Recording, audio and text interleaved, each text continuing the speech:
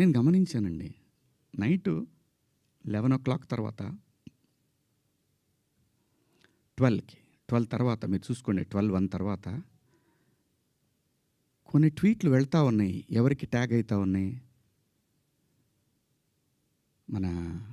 నాకు నిద్ర లేదు, పేర్లు కూడా గుర్తురాట్లా.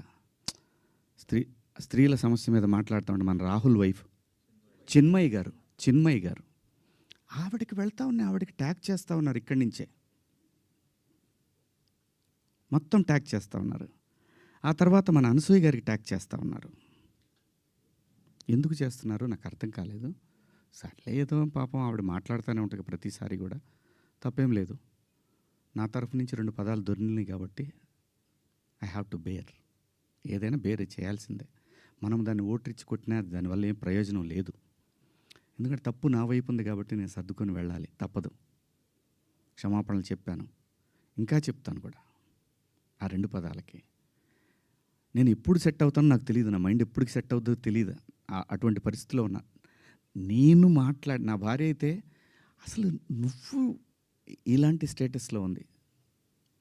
ఎందుకంటే ఎవరికైనా ఫ్యామిలీ ముఖ్యం. తను రేపొద్దున వాళ్ళ బంధువుల్లో ఇదేంటి ఇలా మాట్లాడాడు శివాజీ అంటే తను ఎంబ్రాసింగ్గా ఫీల్ అవుతుంది కదా. నా పిల్లలు వాడి ఫ్రెండ్స్ ఇదేంట్రా మీ నాన్న ఇలా మాట్లాడు, విచ్ ఈజ్ హర్టింగ్. నా ఇంటెన్షన్ బ్యాడ్ లేదు. ఇంకొకటి, 30 సంవత్సరాల నుంచి నేను ఇక్కడ ఉంటున్నాను. ఏ రోజు నా దగ్గర నుంచి తప్పు జరగలేదు.